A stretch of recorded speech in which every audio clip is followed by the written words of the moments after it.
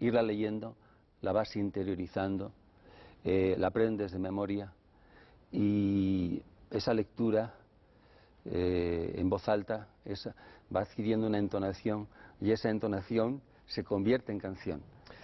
Tú dices escuchando también el silencio, y te lo pregunto porque María Gorga, que es la que escribe el otro prólogo más largo de esta edición de San Juan, dice que lo propio del mundo oriental es el silencio, la mística del silencio, pero que en cambio en Occidente es la mística de la palabra, más bien. ¿Tú escuchas también el silencio?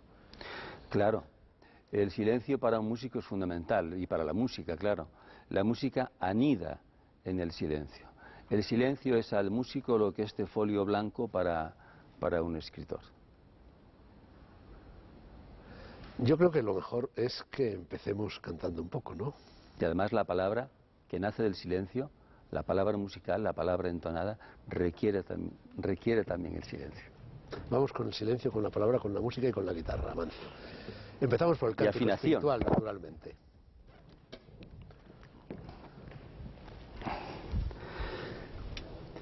Una de esas otras canciones de San Juan de la Cruz es esta Llama de amor viva. Es un poema más breve, por supuesto, que el cántico, pero no menos intenso. Gema Gorga en ese prólogo dice que, o lo dices tú, no recuerdo bien, que la mejor forma de salir de un laberinto, y Juan de la Cruz estaba siempre metido en un laberinto, es el vuelo. Al aire de tu vuelo, tratando de dar a la caza alcance.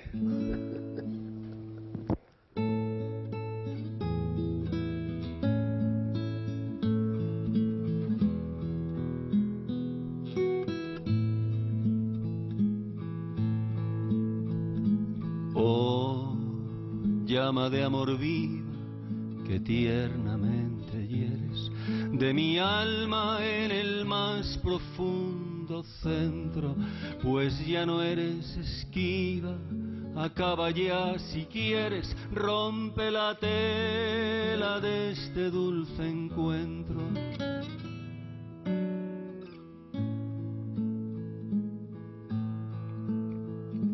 Oh, cauterio suave, oh regalada llaga, oh mano blanda, oh toque delicado, que a vida eterna sabe y toda deuda paga, matando muerte en vida la has trocado.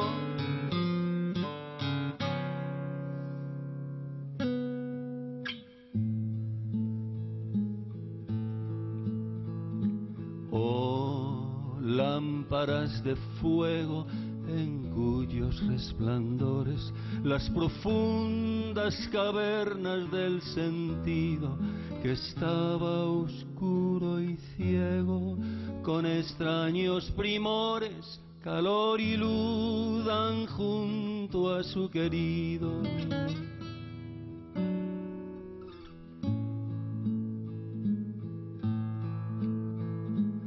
Cuán manso y amoroso recuerdas en mi seno, donde secretamente solo moras, y en tu aspirar sabroso de bien y gloria lleno, cuán delicadamente me enamora.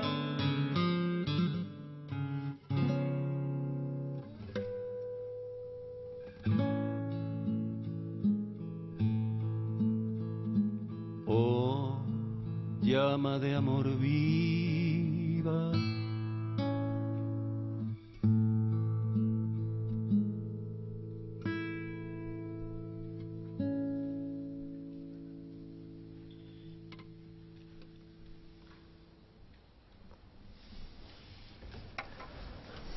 Es el silencio, Amancio. Es el silencio.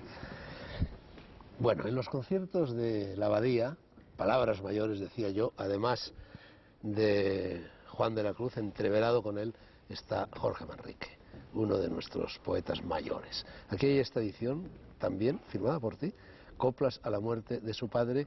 Está imaginada, con imágenes imaginadas que vamos a ver ahí en la pantalla por Juan Carlos Mestre, Y hay también, y los poemas, las coplas han sido manuscritas por Pablo González.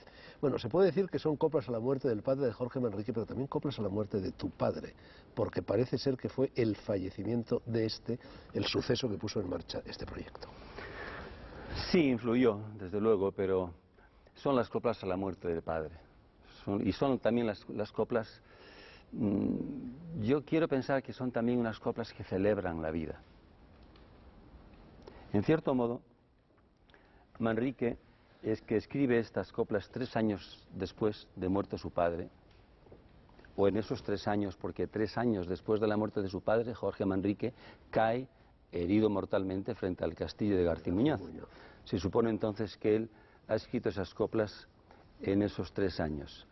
Y cuando le quitan la ropa para tumbarlo en el lecho de muerte, descubren bajo las ropas que lleva otras 2 coplas escritas en un papel ya ensangrentado. Se llaman las coplas póstumas.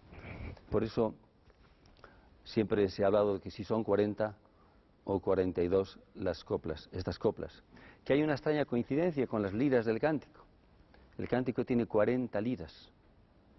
Yo no sé hasta qué punto esta cifra 40, que luego cuando vas a ver en los libros el significado de los números, parece que ese número 40 tiene una significación como un periodo de acabamiento, de cumplimiento de algo. Yo no sé hasta qué punto eran conscientes estos 2 padres de la poesía española al aferrarse o al pararse en ese número escribiendo esas coplas. Amancio, tu padre murió hace 7, 8 años, me parece, aproximadamente, y era un hombre que araba, con arado romano y tiro de buey, y tú ibas delante, abriendo surcos, y él cantaba.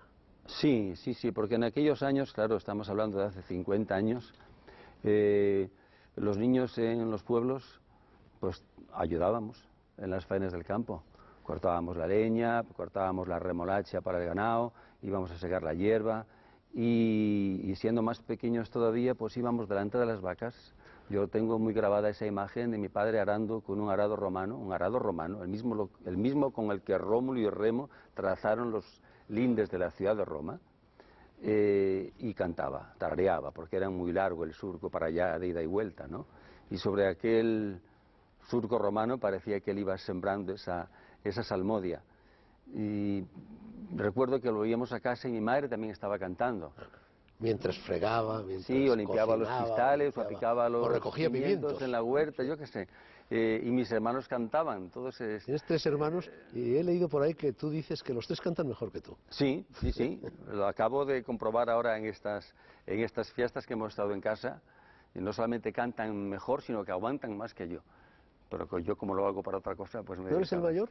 Soy el mayor, sí. Tú viste morir a tu padre, creo, ¿no? Sí. Y jadeaba, se aferraba a la vida, hablabas antes Sí, de he la visto vida. morir a 2 personas en este mundo, así al lado de ellos. Una fue mi padre y otra fue nuestro querido amigo Chicho Sánchez Ferlosio. Y la muerte ha sido igual, la misma manifestación. ¿Es decir, verdad que cuando murió Chicho tú susurraste en su oído una de sus canciones? Sí. Porque me parecía que sería hermoso que... Dicen que el oído es el último que se pierde cuando uno se está muriendo, ¿quién lo sabe? ¿Tú crees que él se daba cuenta de que tú estabas cantando? Él estaba ya... Supongo que no, pero por si acaso. Por si acaso. Sí, ahí ves un cuerpo que se resiste a dejar este mundo, que jadea como una máquina ya de un modo automático, y es una lucha agónica, es la agonía. El concierto de la Abadía, según tengo entendido, porque en el momento de hacer esta entrevista todavía no se ha producido, es un montaje complicado, en el que intervienen otros músicos, un coro... Sí, para hacer las cosas bien uno siempre tiene necesidad de los demás. Y yo procuro siempre rodearme de gente mejor que yo. Tengo la suerte de contar y cantar con músicos excelentes que además son buenos amigos. Y en el escenario de la Abadía voy a estar acompañado para el primer programa, el programa de las coplas de Jorge Manrique, por todos los músicos y cantores que han intervenido en la grabación de la obra. José Ordóñez a la guitarra y la mandola, Eduardo Laguillo al piano, la guitarra, y el sarod, Pablo Martín, las percusiones, Carlos Ibáñez el contrabajo, y luego un coro de voces femeninas, María José, Yolanda, La Chica, Eva Durán y Pedro Sanz, que canta también divinamente. Y luego en el cántico, para el cántico, en el mismo escenario, pero con un reparto distinto, claro. Hay un violonchelo también en las coplas, Matías Saglio, y dos violonchelos para el cántico, guitarra y dos chelos. Esta canción que canta... Mi nieta pequeña es violonchelista. Bueno, tiene ¿sí? 10 años, pero está estudiando violonchelo, sí. ¿Y qué tal se le da? Bien, bien. Y su hermano mayor, violinista. Qué bien, pues... Lo mismo un día cantan contigo, hacer un trío, si les brindas esa oportunidad. Encantado. Me encanta, por ejemplo, en el cántico, invitamos a la Escolanía de Segovia, un coro de niños y niñas muy chiquitines, que hacen el coro de las criaturas, y algunos otros pasajes del cántico, a veces poniéndole voz a la blanca palomica o subrayando la armonía de los violonchelos y de la guitarra. ¿Me das 2 entradas para que vayan mis nietos? Les va a encantar. ¿Cómo no? Encantado. Sí. Además, como son varios días, no habrá problemas de fechas. En ese montaje de la abadía has evitado todo lo que se refiere a la historicidad de las coplas. Hablo ahora de Manrique. Lo que te interesa en ellas es lo que tienen de vivo, de eterno, de palpitante, de contemporáneo, en definitiva, ¿no? Sí, estábamos antes, se me perdió el hilo, y quería decir eso, que siendo unas coplas motivadas por la muerte de un padre, que eso siempre es algo serio y muy importante. Y claro, cuando Jorge Manrique, después de cantar, hay como 3 grandes pasajes en las coplas, ¿no? Arranca con una reflexión sobre la vida, el tiempo, la fugacidad, el mar como metáfora de la muerte, que también podía ser de la vida. Y luego empieza a evocar qué se hicieron las damas, ¿no? Todos esos bienes, ¿no? En esa lucha entre los valores y los bienes, y tomando partido descaradamente, moralmente, por los valores. Sin embargo, cuando empieza a hablar de los bienes, de aquellas ropas chapadas, de las músicas acordadas, de las verduras de las eras, del rocío de los prados, se empieza a pintar en la mente esas cosas con tal viveza que dices, bueno, es que esto es una celebración de la vida. Es decir, aprendamos a morir, pero yo creo que aprender a morir implica también aprender a vivir.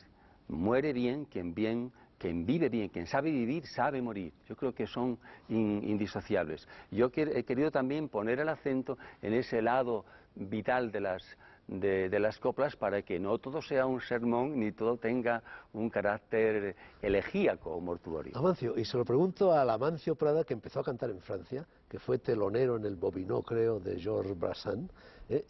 ¿No se te ha ocurrido nunca la idea de cantar François Villon? Te lo pregunto porque hay siempre ese paralelismo entre las nieves de antaño y las coplas de Manrique. No. Fíjate, cantar en otro idioma en un idioma que no sea realmente, que no nazca de ti espontáneamente, a mí me resulta difícil. Bueno, lo he hecho alguna vez. Lo que has hecho con Leo Ferré. Sí, con Leo Ferré he cantado una canción en francés, y incluso en italiano alguna canción que me enseñara Chicho, pero son excepciones para darme cuenta de que es mejor cantar en castellano o en gallego, que también es un idioma, una lengua para mí tan maternal como el castellano. Bueno, pues en castellano las coplas de Manrique. Las coplas de Manrique. El comienzo. El comienzo, claro. Son 40, vamos a, no sé, quizás las tres primeras que son las más conocidas, sí, son esas coplas que, como decía María Zambrano, forman parte ya del pozo del pensamiento y del sentir nuestro.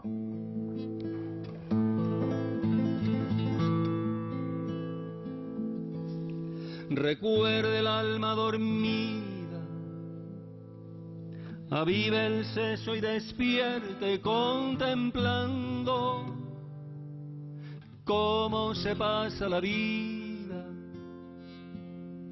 cómo se viene la muerte tan callando.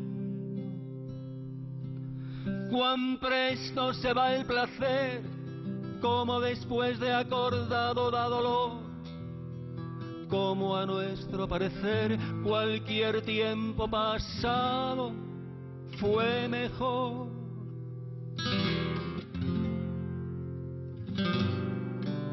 Pues si vemos lo presente como en un punto cesido y acabar, si juzgamos sabiamente, daremos lo no venido por pasado. No se engañe nadie, no, pensando que ha de durar lo que espera, más que duró lo que vio, pues que todo ha de pasar por tal manera.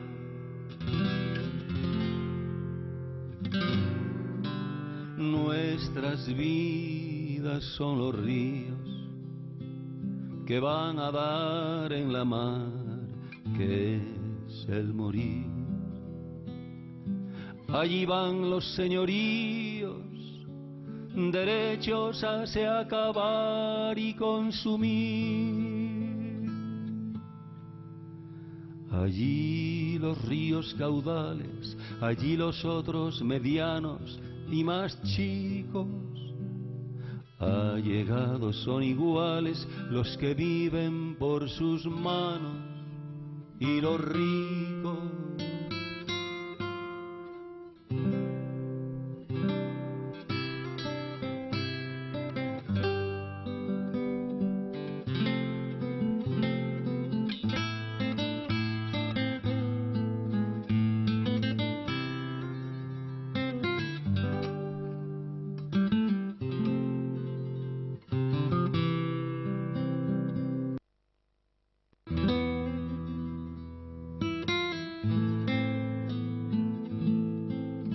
Dejo las invocaciones de los famosos poetas y oradores. No curo de sus ficciones que traen hierbas secretas sus sabores. Aquel solo me encomiendo, aquel solo invoco yo de verdad, que en este mundo, naciendo el mundo, no conoció su deidad. Ved de cuán poco valor son las cosas tras que andamos y corremos, que en este mundo traidor, aún primero que muramos, las perdemos. Amancio, viendo lo presente, ¿cualquier tiempo pasado fue mejor? A mí me gusta poner una interrogante ahí. Cualquier tiempo pasado fue mejor. Claro. ¿Era mejor tu vida? Empezamos a pensar en nuestra juventud. Ahí iba. ¿Era mejor tu vida cuando ibas delante del arado de tu padre? Las mañas y ligereza y la fuerza corporal de juventud, todo se torna graveza cuando llega el arrabal de senectud. Pues, si me preguntas, mi sensación es que mi vida, tengo que decir, que dentro de sus grandes limitaciones se ha sentido más bien plena cuando era niño, cuando he sido adolescente o joven y también ahora. Creo que cada tiempo tiene su momento. Yo era feliz con mi padre, trabajando, ayudando, haciendo aquellas labores. Creo que ha sido una fortuna, una dicha haber vivido ese tiempo en que los niños, en vez de estar atados a una consola, incluso los de los pueblos ahora, estábamos haciendo cosas, porque nos hacíamos fuertes, sabíamos lo que era cavar la tierra o ayudar a tu padre a plantar un árbol. Tú lo sujetabas mientras él con la pala iba echando tierra, y luego lo ves, y ahora vuelves y lo ves crecer y coge las nueces o las manzanas. Eso es la vida. ¿Y fue entonces cuando, oyendo a los pájaros, aprendiste a silbar?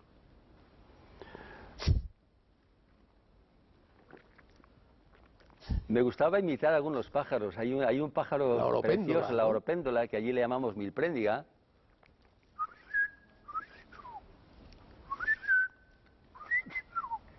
Tiene un sonido, pero es muy difícil de ver este pájaro, porque siempre anida, está oculto en las ramas más altas de los chopos y allí hace su nido. No se puede llegar hasta ellos porque se rompe la rama y te caerías. Y mira que de pájaros sabíamos y de nidos, pero esos los dábamos ya por inalcanzables. La oropéndola. Bueno, la oropéndola es una emboscada. Tenemos aquí este libro tuyo que se llama Emboscados y en el cual está presente también un glosario de tu eterno Juan Carlos Mestre, al que quería haber invitado hoy para que estuviera con nosotros y no hay forma. Sí, es que este año ha sido tremendo para él. Desde que le dieron el Premio Nacional no para, está el hombre. Tenemos aquí varios libros llevamos ya suyos. varios años tratando, meses. A ver si me lo consigues alguna vez. Sí, yo creo que sí.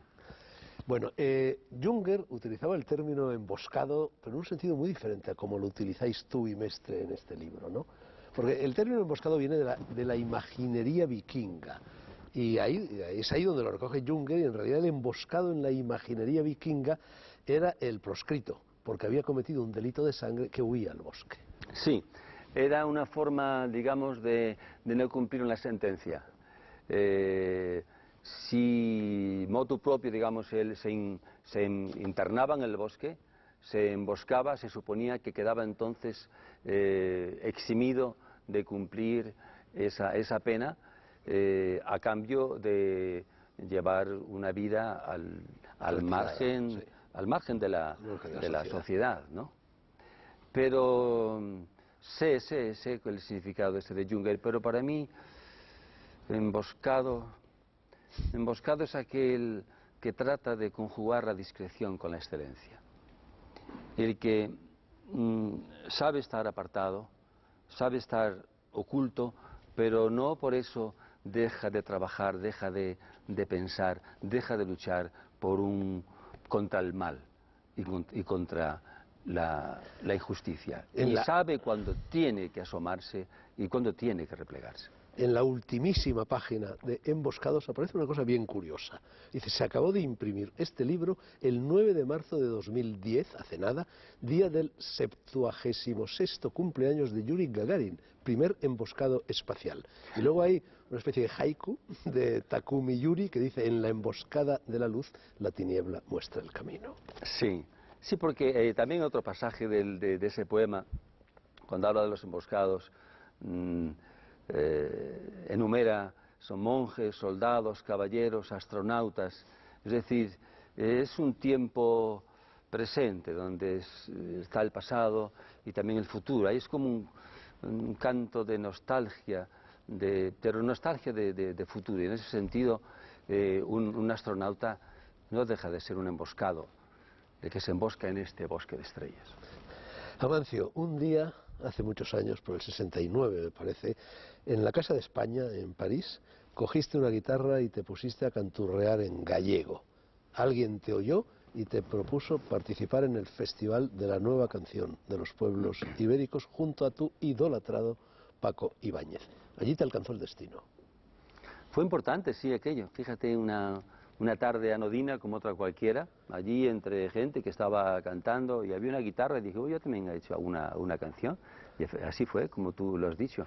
Tuve la suerte de cantar pues muy pocos días después, pues por estas fechas, un poco antes, el 20 de enero, 16 o 15 de diciembre, en el Palacio de la Mutualité, con Paco Ibáñez y muchos otros cantores de Galicia, de catalanes, de latinoamericanos, Quilapayún.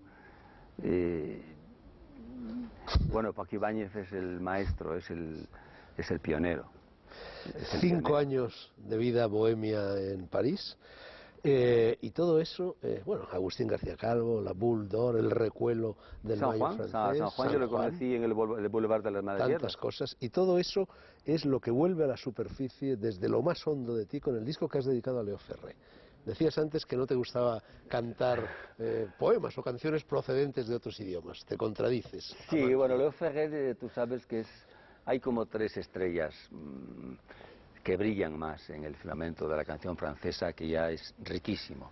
Brassens, Brel y Leo Ferré. Tal vez Leo Ferré es la estrella más, no sé si la más alta, pero sí la más rebelde, la que aspiró a ser también un poeta, director de orquesta, compositor de óperas, escritor de novelas, un artista total. No tuve la suerte de conocerle, en aquellos años, pero sí de seguirle con mucha admiración. Muchos años después... Yo sí, yo lo entrevisté sí. en Roma. Bueno, pero yo era un joven periodista, le hice una entrevista de 10 minutos porque vino a cantar al Teatro Sistina de Roma. Fíjate, yo he estado hace poco, este otoño, en la Toscana, muy cerca de Siena, en su casa, con María Cristina, que es su esposa, su viuda, y con su hija, Emanuela, María Cecil, y con su hijo, en un sitio precioso. Precioso. Bueno, ¿te ha muchos años después, pero me alegra haber hecho ese trabajo de Leo Ferré, como todos los anteriores, sin conocer realmente al autor. Yo creo que los autores no tenemos importancia, somos instrumentos. La música es un instrumento la guitarra es un instrumento de la música, y nosotros somos instrumentos para escribir, para leer, para componer. Lo importante luego es la obra. Amancio, lo de Leo Ferré te ha dado mucho trabajo, te ha resultado muy difícil. Has pedido ayuda a Juan Carlos Mestre, sí, claro, una vez más, y a siempre. Agustín García Calvo, ¿no? Sí. Bueno, a Agustín le pedí que tradujera un poema de Verlaine, porque se las traía y yo estaba cansado, ya no podía más. Tú sabes que traducir la poesía es muy difícil. La canción de otoño, ¿no? De Verlaine. La canción de otoño, Lánguido son del violón.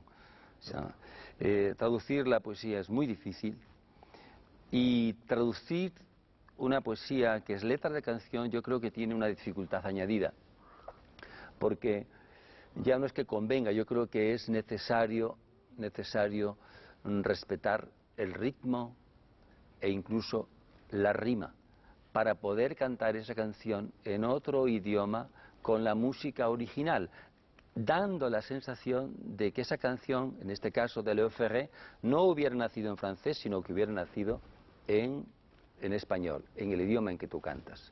Y en ese sentido, este trabajo yo creo que es, una vez más, viene a confirmar que la poesía es semilla antes que fruto. Y se trataba de sembrar esa semilla de perenne rebeldía y de belleza en otra tierra, para que naciera con otro acento, bajo otro cielo, y sonara de otra manera. Siempre tiene que haber un punto de recreación en la labor de la traducción. Eso también viene de tu padre, semilla. Has hablado de las semillas, del surco, del arado. Sí, claro, esas referencias están tan constantes que siempre hago... Hay una canción, has dicho tú, de Leo siempre. Ferré, Avec le temps, que justifican toda una vida. Bueno, es que Avec le temps, como el otro día le mandé para corresponder a aquella amable hospitalidad de María Cristina Ferré, que es española, por cierto, su esposa es española, le envié el libro de las coplas de Jorge Manrique diciendo: este libro es en cierto modo, es una Avec le temps, unos cuantos siglos antes, porque es una canción perfecta. O sea, en 3 minutos Leo Ferré hace una, no sé... Pero esa canción no es la que tú has traducido con el título La memoria en el mar, que creo que es la que nos vas a cantar ahora. Sí, ese es un testamento que también guarda relación con las coplas. Hay quien dice que en ese momento de la muerte, como que desfila por tu mente todo lo que has vivido, ¿no? Una especie de película, no sé si a cámara lenta o acelerada. Y tengo la sensación de que para Leo Ferré esta canción, este largo poema, que además tuvo diferentes versiones a lo largo de su vida, es como un testamento vital, o esa impresión, lo que él está viendo en ese momento. Bueno, vamos a ver, o mejor dicho, a oír cómo suena Leo Ferré en español, Amancio. Voy a ver si corrijo la afinación un poquito, porque... Por el frío. El frío que hay aquí en este estudio, querido Fernando. Ya.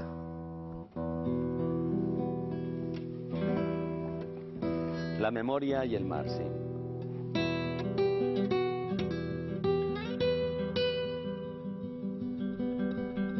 La marea en el corazón me zarandea como un cisne, me muero en cada canción de una inocencia al aire libre. Al fin un barco depende de cómo atraque en el puerto. Mi firmamento se expande, 1000 años luz y es incierto. Soy el fantasma de luna que sale en noches de escarcha para abrazarte en la bruma y recogerte en su marcha. En la almadraba de julio, aquel atún solitario que parecía rezar.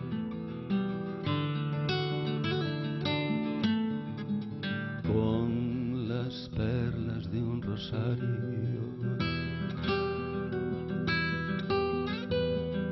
Recuerda el perro de mar que libramos de condena, empeñado en enterrar las algas sobre la arena. Late allí también la vida con su pulmón de franela. Llora el tiempo a la deriva, frío gris que nos espera. Me acuerdo de aquellas tardes corriendo sobre la espuma como caballos salvajes, las caricias una a una, ángel del placer perdido, rumor de aquella cumbre, mi deseo y poderío.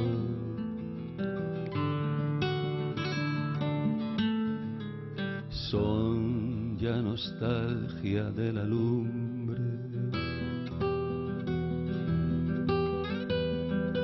Diablo de las noches blancas en su lento amanecer, espada del paraíso en el musgo del placer. Vuelve niña de los valles, vuelve violín de las farras, al puerto donde las calles cantan por los camaradas. Oh raro perfume salino en el fuego de tu herida, yo iba ciego a mi destino como llama de amor viva. En el lecho fronda fiera, al final me sonreía el azul de una vidriera.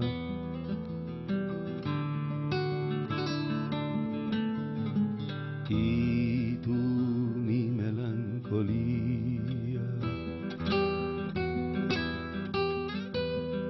Las conchas de luz espuelas bajo mis pies se rompían, parecían castañuelas sonando por bulerías.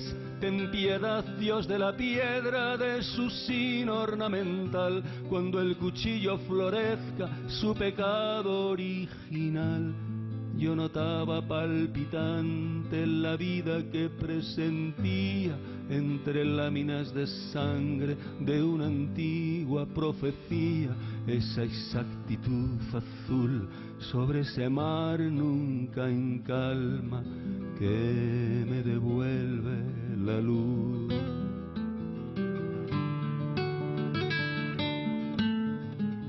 A la memoria del alma. Ese rumor que allí brota, ese sol que ahora me ciega, estas manos que están rotas, rumiantes manos de avena. Ese rumor me persigue como un mendigo anatema, la negra sombra que insiste en descifrar mi teorema. Y como viento de enero viene a golpear a mi puerta ese rumor callejero con una música muerta. Se hundió la mar, se acabó la arena bala en la playa como rebaño infinito.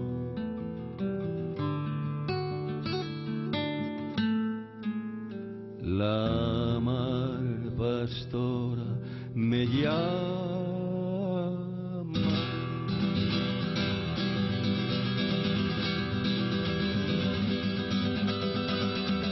Como rebaño infinito,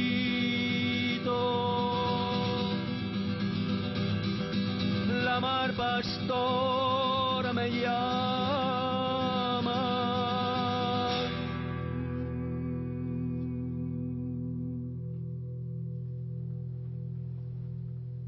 Amancio, no te muevas.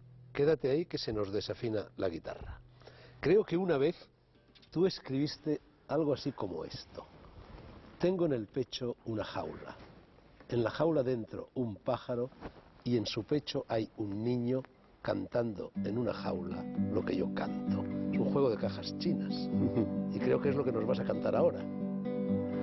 Tengo en el pecho una jaula, en la jaula dentro un pájaro. El pájaro lleva dentro del pecho un niño cantando en una jaula lo que yo canto.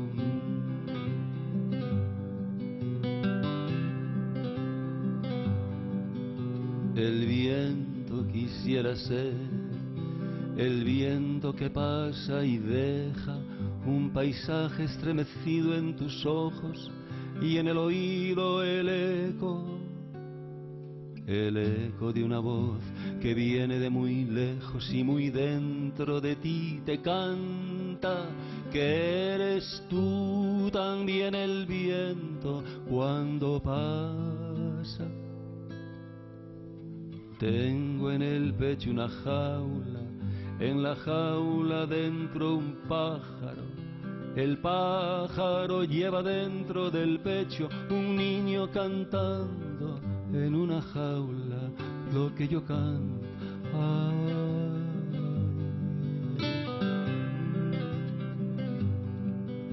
La noche quisiera ser la noche que con agujas de cristal teje tus sueños y el delirio que te enciende cuando más sola estás y nada esperas, contigo a solas soñando el negro sauce de la noche que te envuelve. Y tengo en el pecho una jaula, en la jaula dentro un pájaro. El pájaro lleva dentro del pecho un niño cantando en una jaula lo que yo canto.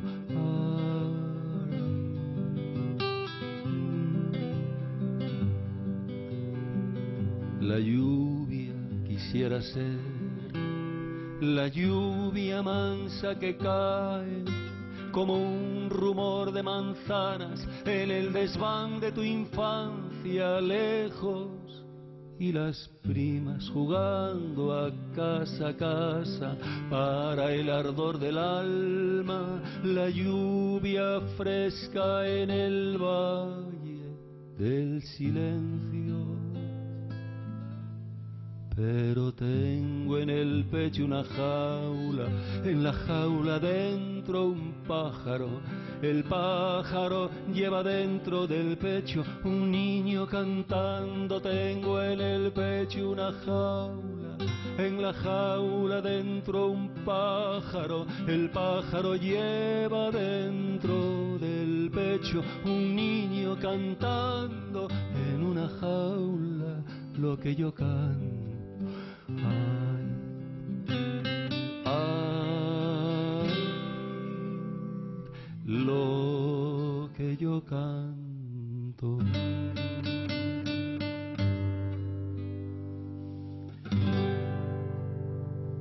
Sigue ahí Amancio, que se nos ha ido casi el programa entero. Una vez, hace muchos años, me pediste que escribiera algo para que tú lo cantaras. No lo hice, tiempo habrá. Pero te voy a hacer una sugerencia. ¿Por qué no cantas el If de Kipling? ¿Por qué no pones música? ¿Cuál? El If de Kipling.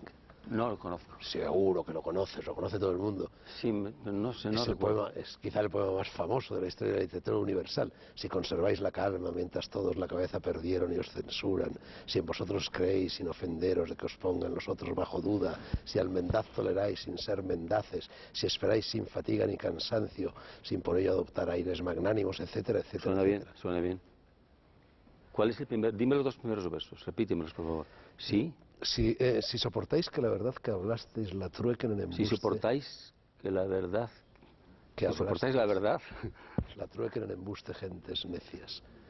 No sé si es el primero, si las cosas que hicisteis veis caídas y las habéis de alzar sin herramientas. Bueno, no descartemos esa No posibilidad. la descartemos. La página más hermosa y enigmática, y con ello terminamos, Amancio, de la literatura española es el romance del conde Arnaldos, en mi opinión. Tú lo has cantado, y en sus dos últimos versos está mi última pregunta. Decía el conde Arnaldos, mejor dicho, le decía el marinero con el que se encuentra en una playa al conde Arnaldos: yo no digo mi canción, sino a quien conmigo va. ¿No parece que eso rece contigo? Tú dices tu canción a todo el mundo. Pero siempre a quien conmigo va. A quien conmigo va, sí. Va mucha más gente. Vamos, en la vida estamos mucho más acompañados de lo que imaginamos. Conde Arnaldos.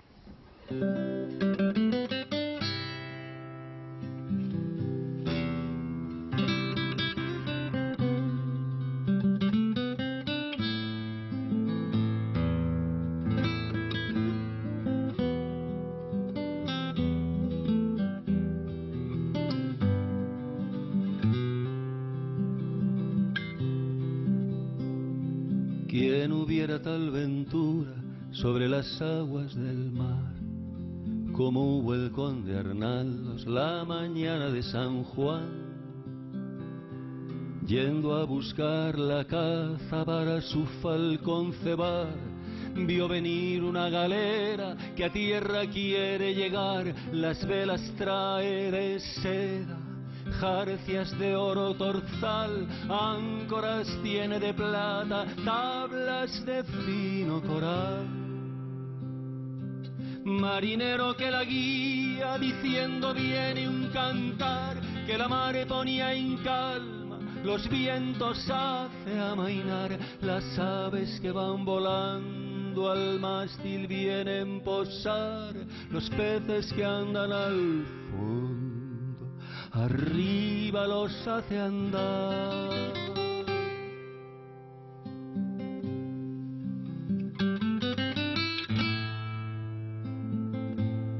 Allí habló el infante Arnaldos, bien oiréis lo que dirá.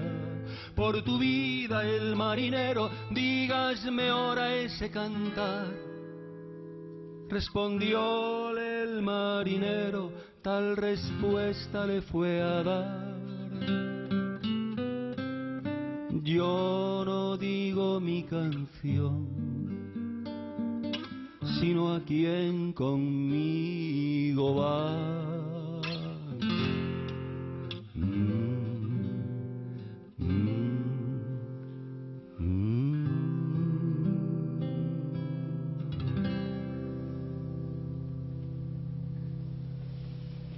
Qué poema tan extraordinario, verdaderamente. Sí, sí, sí. Creo que fue Serrat. Tú deberías cantarlo también, quien cantó ese poema de Antonio Machado que surge del conde Arnaldos, ese que dice: érase de un marinero que hizo un jardín junto al mar y se metió a jardinero. Estaba el jardín en flor y el jardinero se fue por esos mares de Dios. Hoy te enviaré mi canción, se canta lo que se pierde, con un papagayo verde que la diga en tu balcón. Se canta lo que se pierde. Amancio Prada, cántico espiritual y coplas a la muerte de su padre. 2 conciertos 4 veces por semana, de jueves a domingo, y desde el 20 de enero hasta el 6 de febrero en el Teatro de la Abadía. Yo, por desgracia, no podré ir. Andaré en esos días por Japón, Vietnam y Camboya. Este pañuelo, Krama se llama, por cierto, es un pañuelo de Camboya y lo elabora el obispo Quique Figueredo, el de las sillas de ruedas, y sus gentes en la ciudad camboyana de Battambang, para ayudar a las personas que han sufrido mutilaciones por las minas antipersonas que están allí. Yo les sugiero a todos ustedes que, si pueden, compren un pañuelo de estos o envíen alguna donación a esa fundación del obispo Figueredo. Toño, nuestro realizador, pondrá la dirección de su web en sobreimpresión en la pantalla. Amancio, yo decía que por desgracia no podré ir a tu concierto, pero sí podrán ir mis nietos. Quedas emplazado, sí. Sí, sí. Y ustedes también pueden ir. Voy a darles un consejo: háganlo. Amancio, no sé si a los cantantes se les dice también eso de mucha mierda. No me gusta esa expresión. A mí tampoco, pero... No sé por qué. No lo digamos. Entonces, mucho éxito. Suerte. Que haya suerte. Que Dios reparta suerte. Que Dios reparta suerte, Amancio. Muchas gracias. A ti. Publicidad y seguimos.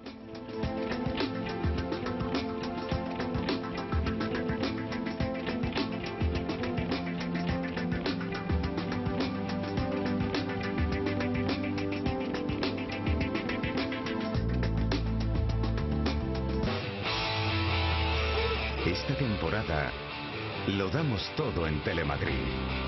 Este miércoles, Copa del Rey. Partido de ida de los cuartos de final. En directo desde el Nou Camp. Barcelona-Betis. Los verdiblancos quieren dar la sorpresa ante los hombres de Guardiola.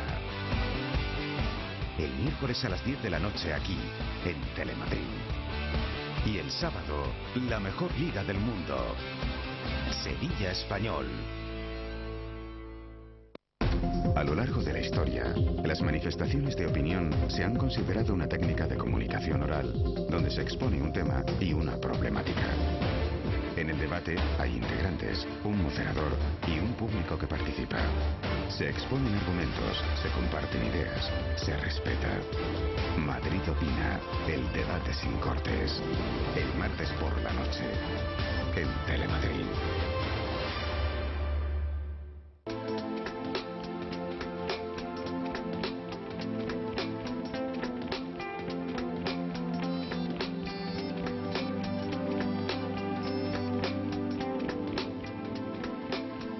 Después de Amancio Prada, dos de los representantes de una dinastía literaria, la que en su día inauguraron y generaron el periodista y algo más, Manuel Cerezales, y la novelista y algo más, Carmen Laforet. Dos hijos de aquellos padres son escritores, Agustín y Cristina Cerezales Laforet, y los dos están aquí para hablarnos de dos libros. Uno de esos libros es la última novela aparecida a título póstumo de Carmen Laforet, Al volver la esquina, con sello de Destino, y el otro libro lo es de relatos de Cristina Cerezales Laforet, Amarás a tu hermano. Empezamos por la novela de vuestra madre. Agustín, esta novela tiene una historia que tú trazas al principio en un prólogo que lleva el libro, ¿no? Sí, es una historia curiosa, es una historia casi de manuscrito encontrado no en Zaragoza, pero casi, ¿no? Sí, casi. Bueno, es una novela que quedó dormida durante muchos años, ¿no? Porque mamá no quiso publicarla, aunque la tenía escrita y tenía las galeradas en casa, corregidas, y se fue quedando allí, no quiso devolverla al editor, que era muy paciente, José Manuel Lara, claro. a quien mi madre, por cierto, quería muchísimo, siempre fue un muy buen amigo, se portó muy bien con ella, pues también aguantar a un autor que te deje con la novela. Y al final nosotros pues pensamos que merecía la pena publicarla y se lo propusimos. Y ella accedió. Y accedió, ¿no? En sus últimos días. Sí, ¿Qué os sorprendió? En los últimos meses. Que creíais que no os iba a autorizar a hurgar en sus papeles y os autorizó. Que queríamos saber si quería que se publicara o no, si nos autorizaba, ¿no? Y se lo preguntamos varias veces, ¿no? Y la verdad es que sí quiso, ¿no? Yo creo que hizo bien, porque es una novela que forma parte de un proyecto muy ambicioso, que era una trilogía Tres pasos fuera del tiempo, ¿no? Jaque Mate, la insolación que apareció y Jaque Mate que no apareció, sí, que no la insolación que es preciosa, y que realmente estaba mucha gente esperando la continuación. Pero ella en el prólogo de la insolación decía que ya tenía terminadas las otras dos. De hecho, ella cuenta que ella había escrito Jaque Mate y que escribió las otras dos, que eran material para ver el trasfondo de Jaque Mate, porque Jaque Mate es la última en el tiempo, ¿no? Pero desapareció. Entonces, pues entró en una serie de reelaboraciones sucesivas, yo creo, ¿no? Porque esa trilogía eran como tres calas en la memoria y en el tiempo. Años 40, años 50, años 60. Apareció primero la de los años 60. Sí. Bueno, la primera, claro, es la de los años 40. Era los años 40 la insolación. De la infancia, Esos son los años 50 y Jaque Mate era los años 60. Yo he encontrado papeles de ella con Jaque Mate que Sí. dices, ¿dónde está el resto? Pero porque son así sueltos de principio, de final, o sea que ella sí que lo escribió. Sí, que hay indicios, Sí. ¿no? de lo que podía suceder, ¿no? Pero Lara llegó a tener prácticamente este manuscrito. Sí, lo Faltaba la tuvo. Claro, corrección no, de las tuvo. últimas pruebas, ¿no? de hecho este libro son las galeradas con las correcciones de mi madre incorporadas. Este es el Pero es un libro que tiene huecos. Porque hay dos huecos en el libro, ¿no? Porque no habéis sabido descifrar la caligrafía. Hay un par, sí, pero Sí, una cosa sí, muy breve, muy muy pequeña, breve, sí, ¿no? que se ha respetado, que no se descifró, ¿no? Sí, porque no se varía absolutamente nada de lo que ella dejó. Sí, bueno, también sucedió con este libro, que es una pena, pero que en la edición de bolsillo, todas las erratas que se habían corregido para la primera edición, se ve que se equivocaron en imprenta o lo que fuera, con lo cual me da muchísima rabia, ¿no? Lo digo porque si alguien, o sea, que realmente la edición buena es esta, la de bolsillo, pues lamentablemente tiene erratas que no tenía que tener, ¿no? Eso, Pero el manuscrito fue a parar a manos de una hija de Ernesto Jiménez Caballero o algo así. No, eso es de nada. Eso es de nada. claro, Esto es no es manuscrito de nada. Digamos Sí. que Fue esto a parar a ¿Cómo fue a parar a manos de una hija de Ernesto Jiménez Caballero? porque le invitaron a comer a mamá y Sí, entonces y lo ella llevó, siempre le gustaba sí. llevar un regalo y no tenía. Le pareció un regalo bonito Sí. para responder a una invitación. Y ahora la tienes tú, lo tienes tú ese Sí. manuscrito. Bueno, y esta novela, tú dices que está a la altura de las mejores obras de tu madre y que arroja además una luz nueva sobre la insolación. Sí, desde luego sobre la insolación arroja una luz nueva, claramente. Lo ideal sería en algún momento editarlas juntas y con el material recuperable, ¿no? de Jaque Mate, pues que un estudioso o algo, o sea, Sí, porque tiene una continuidad y tiene una continuidad. respuesta al. Sabemos, a la pues, primera, hay sí. uno de los personajes, Soli, pues luego bueno, Sí. sabemos cuál era un poco su función al final, ¿no? Pero es muy poco, ¿no? Bueno, esta novela cuenta en definitiva una noche toledana, que además es una expresión que sale a relucir varias veces en el libro, ¿no? Es una noche toledana, sí. Y yo recuerdo que mamá me hablaba mucho de la noche toledana. Era uno de las cosas que de niño recuerdo mucho, ¿no? De lo que es una noche toledana, ¿no?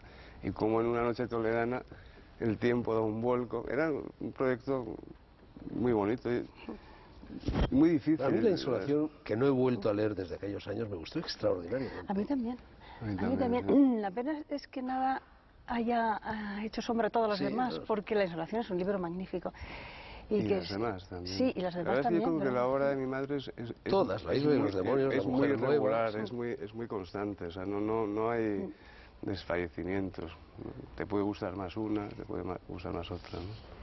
Sí, en este libro que yo he traído de Carta a Don Juan, que recoge cuentos de ella, desde los cuentos de adolescente, no publicados hasta los últimos, pues se ve un recorrido y se ven unos personajes que se mantienen desde el principio hasta el final, que están al volver la esquina, que son como Sole, la niña, como el pintor bohemio, como tal. Esos personajes ella los ha manejado, la isla de los demonios, en muchos... Hay muchas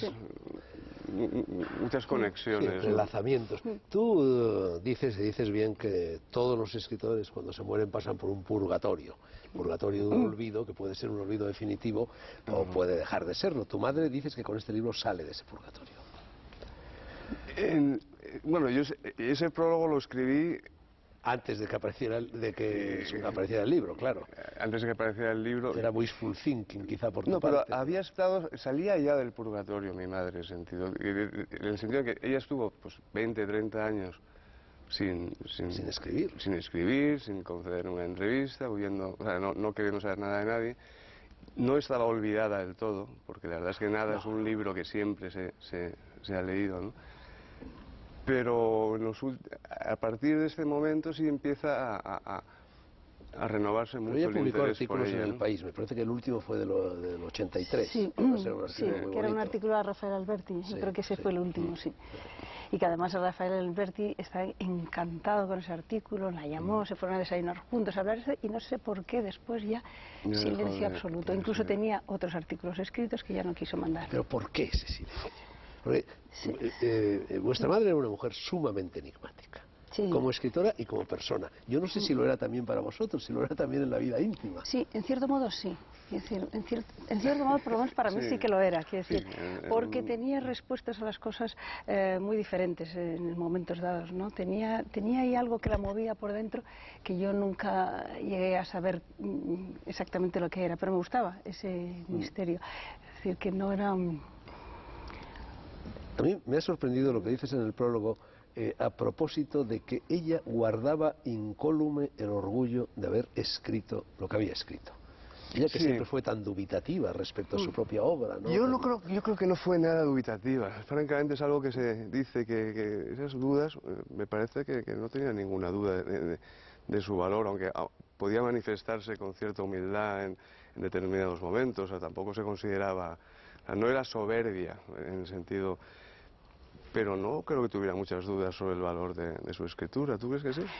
Yo lo que sí que le he leído en sus notas y es que mientras que escribía tenía enormes entusiasmos y también enormes bajones. Por ejemplo, esto no vale nada, esto no sé qué, esto tal, no sé para qué escribo esto, tal.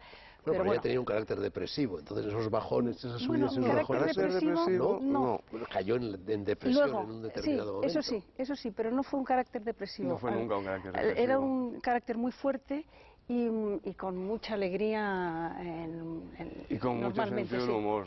Y con mucho sentido del humor y con mucho tal. Después sí, efectivamente cayó en una depresión larga, profunda, sí, ¿no? larga, sí, profunda, pero no era una cosa que viniera acompañándole desde siempre. Ella quería ganar el planeta con esta novela, ¿no? Sí. Es posible, no lo sé. Y también con otra novela que empezó a escribir y no terminó nunca, ¿no? En los años de Roma. ¿Rebelde en carroza? Sí, Rebelde en eso carroza. no lo sabía. Bueno, lo más probable es que Lara le dijera... Le ofreciera el premio. Sí, con esto yo lo que sé es que no llegó a tiempo, o sea, porque ella lo seguía revisando y tal y no llegó a tiempo. No llegó a tiempo porque no quiso. Porque no quiso, claro. Porque podría haber llegado, ¿no? Porque no tenía la seguridad de que estuviera al final de la novela ya, ¿no? Tú al final del prólogo dices que se anuncian otras novelas, cuentos, artículos, apuntes de viaje... Bueno, cuentos, pues este libro de cuentos, claro, en el que hay inéditos en el sentido, hay cuentos que son de adolescentes, luego están los cuentos que ella publicó, digamos los 10 cuentos, que son 10 solamente, ¿no?, que ella publicó en libro, y luego hay otros cuentos recogidos de revistas, de cosas, se ha reunido pues todo el material de los cuentos, ¿no? Y luego se han reeditado las novelas cortas, que son 7 solamente, que se podían encontrar en un volumen 4 y en otra colección de cuentos de hace tiempo, las otras 3, que es la obra breve de mamá. Son esas 7 novelas y estos cuentos, ¿no?, escritos todos en los mismos años, en 2 o 3 años, ¿no?, en 53, 54, ¿no?, al mismo tiempo que está escribiendo La mujer nueva. Que, por ejemplo, para mí, La mujer nueva ahora para mí es la mejor, ¿no? Vas cambiando, sí. Vas cambiando, ¿no? A mí antes me encantaba La insolación, ¿no? Era casi mi preferida, ¿no? Últimamente la he leído en francés, lo cual... ¿La insolación? La mujer nueva. ¿La insolación también? No, la mujer nueva. La mujer nueva, y en francés suena muy bien. Sí. La voy a leer, sí, la tengo. Sí, merece la pena, porque se despoja. Vosotros estudiaste en el liceo francés, tú al menos, no sé si tú también. Pero me ha gustado leerla en otra lengua, porque al despojarse de todo lo que es lo hispánico, lo español, que arrastra mucho esa novela, el paisaje, el catolicismo, la vida, de pronto... aparece la novela pura, ¿no? Sí, te permite entrar en otra... Yo supongo que tú no habías nacido, pero tú sí, cuando tu madre se convierte a... Sí, pero yo tenía 3 años. Tenías 3 años. Lo que pasa es que... Sí. Recuerdo mucho. ¿Cómo fue? Recuerdo mucho, no solamente de cuando tenía los 3 años, sino recuerdo de haberlo oído contar a lo largo de toda mi vida.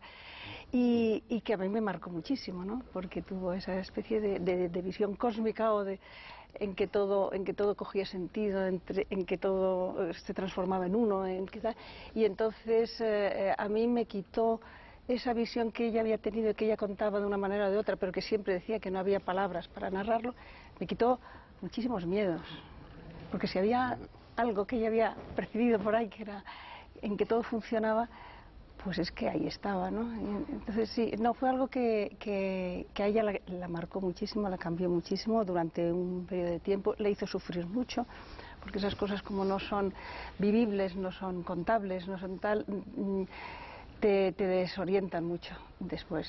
Bueno, pero ella se cayó del caballo, por así Sí, decir, como sí, San sí, Pablo, sí. y luego volvió a caerse otra vez de ese mismo caballo y se apartó de la religión. No, Hasta nunca un se punto apartó, se solo. apartó un poco, pero Sí. siempre siguió creyendo. Ella Siguió creyendo, lo que pasa es que pero se apartó de la forma. Se apartó de la forma o de las ella al principio pues tuvo una reacción muy valiente en realidad, porque eso lo explica, lo explicaba en un prólogo, y aquí viene un poco recogido, ¿no? Ella realmente se hace beata, ¿no? De pronto descubre que la palabra beata es maravillosa, maravillosa, sí. Significa felicidad, es ¿no? una Claro. felicidad, Beato, y ser entonces feliz. entra en la La que quiere felicidad ser de la una beata, sí. beata oficial, ¿no? Entonces se lanza de lleno, ¿no? Luego con el tiempo pues abandona ese Sí, eso lo abandona totalmente, sí, y además un poco como reniega de esa sumisión a las reglas de la Iglesia, ¿no? Eso incluso ella No, dice eso que lo- enfermó por culpa de esto. Se Pero liberó de eso, pero se quedó con la Lo esencia. explicaba ella misma muy bien. Se quedó con la esencia de Pero lo que había Carmen, recibido. vuestra madre, sobre todo, sobre todo no, exclusivamente en la segunda mitad de su vida, escenifica perfectamente algo que a mí me parece sumamente enigmático también, que es la figura del escritor, que no escribe, pero que sin embargo sigue siendo escritor. Sí, yo eso lo entiendo Es que esa es una perfectamente. No, yo también lo entiendo, yo he vivido así 30 años Por de mi eso, vida, ¿no? y tú, no yo digamos, también, ¿no? sí. Es que es algo que es así, ¿no? Y yo he tenido todo el recorrido ese antes. Sí, tú lo has tenido Yo antes, he empezado tarde, sí. Has empezado tarde. Pero siempre Es curioso, sentía porque tú esa vocación. empiezas tarde, tú empiezas pronto y luego, no sé, te detienes, estás callado. No sé si estás repitiendo un poco, siguiendo la pauta de tu madre. No, yo estoy escribiendo mucho. Pero y además no publicas. escribo muchísimo. Llevas un tiempo sin publicar, que yo Llevo un sepa al tiempo menos. largo sin publicar, sí. Porque llevo un tiempo largo escribiendo a mano y no me apetece nada pasarlo limpio. Pero es que te lo pase alguien. No, no. Pásaselo tú. Sí, yo se lo paso. No, ahora sí, estoy escribiendo, Hablarás a tu hermano, ahora estoy ¿no? escribiendo a máquina. Entonces con la máquina me ha vuelto otra... Es que una cosa es escribir porque quieres saber lo que piensas, que al fin y al cabo escribes para eso, ¿no? Para averiguar qué estás pensando, qué estás viviendo, y otras ya eso de pronto dárselo a los demás como un resultado, ¿no? Son dos fases distintas. Tú, ¿no? tú has escrito, o al menos eso he creído entender cuando preparaba este programa, tú has escrito un libro sobre tu madre, que yo no conozco, que no ha llegado a mis manos jamás. Editora ¿No Nacional. lo tendrás ahí? No lo tengo aquí. No, este era un librito. ¿Quién sacó ese libro? Eso era la Editora Nacional, hizo una colección La Editora Nacional desapareció nada más que se morir llamaba Franco, ¿no? España Escribir Hoy. Entonces les decían a los autores que eligieran a alguien. Entonces era una antología y una biografía breve, ¿no? Pues mamá pues me lo encargó y yo le hice una pequeña biografía y una antología de la obra, ¿no? O sea que, bueno, que no es que yo escribiera un libro, o sea, fue un encargo cariñoso y es un libro modesto, ¿no? O sea, no es una... Cristina, amarás a tu hermano. Aquí lo A mí. tenemos. A él. Y ahí no, le tengo. No solo a él, Sí. porque está lleno de hermanos. No, este está libro lleno de relatos. hermanos, sí. 7 hermanos de tu marido, Sí, de tu pareja, sí. ¿no? De Tony, ¿no? De Tony, y sí. 4 propios, ¿no? Sí, efectivamente, sí. Es que he visto que la vida estaba llena de hermanos alrededor y que la relación entre hermanos es una relación absolutamente compleja y el origen de todas las formas de amar futuras, ¿no? Bueno, tú habías publicado 3 novelas Sí. con anterioridad, Sí. ¿no? Una de ellas de no ficción, por así decir, Música Blanca, que está precisamente dedicada a tu madre. Y ahora te pasas al relato, que es un género difícil y en cierto modo desagradecido. Porque, bueno, los lectores suelen huir un poco de los libros de relatos, ¿no? Sí, eso dicen. Cosa que yo no he entendido nunca. Yo tampoco ¿por he qué? entendido. Ahora que además se lee en los transportes públicos y tal, un relato que lo puedes empezar y terminar. A mí me parece que es como el relato es como de esta época, pero dicen los editores que no, aunque yo creo que cada vez está cogiendo Sí, es más. verdad. Pero es más difícil, al menos en mi Sí, caso, a de mí me hecho resulta es- más difícil escribir un cuento que escribir una novela. De hecho, este libro está Pero escrito... tú eres muy torrencial, Sí, soy o sea, no torrencial. puedes Bueno, tú- remansarte, sí, como no sí, sí. escribas una escala de cuentos, ¿no? Pero es unas- Sí, este estaba escrito bastante antes que Música Blanca, pero retenido porque los relatos, bueno, pues tienen más dificultad de... Bueno, en todos estos relatos tuyos hay una constante. Es la relación estrecha que se establece en la infancia entre hermanos y que luego inevitablemente se va difuminando deshace, sí. a lo largo de la vida, incluso a veces hasta desaparecer por Hasta completo, ¿no? desaparecer, sí. Y sobre todo son puntos de encuentro, son puntos, hay algunos en la primera infancia, son cosas de sensibilidad, es más un libro de relatos de sentimientos que de acciones, ¿no? Aparentemente no pasa nada, pero pasa muchísimo, quiero decir, en todos, aunque haya gente que a lo mejor no lo vea. Pero hay retratismo. Tú, por ejemplo, ¿te identificas o te reconoces en alguno de los personajes del libro de tu hermana? No. no me Yo, no, reconozco. yo tampoco, Sí, no te he están- reconocido. No están los hermanos. No, Los no. hermanos propios no están. Son historias todas elaboradas por ¿Y mí. los o sea cuñados que, tampoco? Tampoco. Está dedicado a ellos como un homenaje, ya que habla de hermanos, pero no están retratados. Bueno, otro problema constante en la relación entre hermanos es, bueno, intentan competir por el cariño de los padres y tienen celos los unos de los otros. Eso complica notablemente las relaciones, ¿no? Eso complica, sí. La relación de hermanos está marcada por un amor incondicional a veces y por un odio o celos terribles en otras veces, ¿no? O sea, tantas historias me han llegado de hermanos al estar ya pendiente del tema, que yo creo que puede haber como muchos: amarás a tu hermano 1, 2, 3, con connotaciones completamente distintas. También se podría escribir un libro, odiarás a tu hermano, ¿no? También, Pues han también. escrito en ese sentido algunas También, cosas, ¿no? a lo mejor puede cambiar el título. Bueno, pero de todas maneras, en todos tus relatos, de una forma o de otra, se siente el peso de un lazo indisoluble que es el de la voz de la sangre. Sí. Que hay algo que une por encima de, en fin, de Sí, los que une- avatares de la vida, ¿no? Que une y a veces desune, sí, es un... Eso es una cosa curiosa, ¿sí? La voz de la sangre, ¿no? Sí, Es algo a lo que le doy vueltas últimamente, ¿no?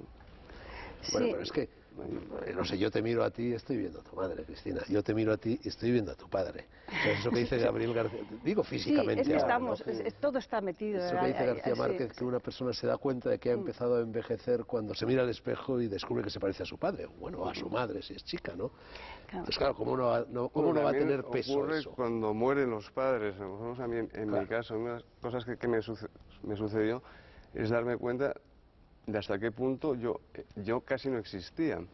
En el sentido de que muchas cosas que creían que eran mías, de pronto, al no estar ellos, digo, esto que estoy pensando, en realidad es un pensamiento que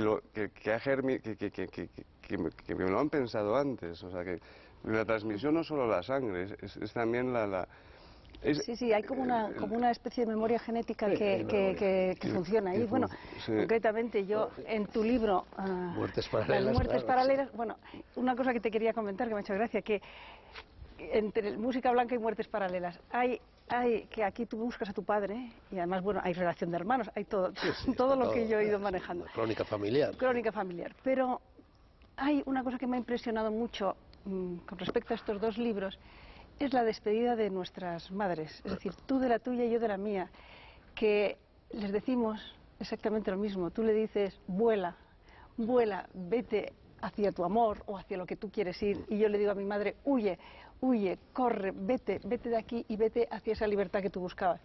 Y entonces me ha impresionado que eso fuera así, ¿no? Pero tu madre huía siempre, ¿no? Mi madre huía siempre, por eso yo la palabra que le dije es huye, huye ya, definitivamente, vete porque ya aquí, bueno, pues ya está acabado. Y también le dices tú, todos podemos manejarnos muy bien, todos tus hijos, y también le digo yo lo mismo. Entonces me ha impresionado, sí.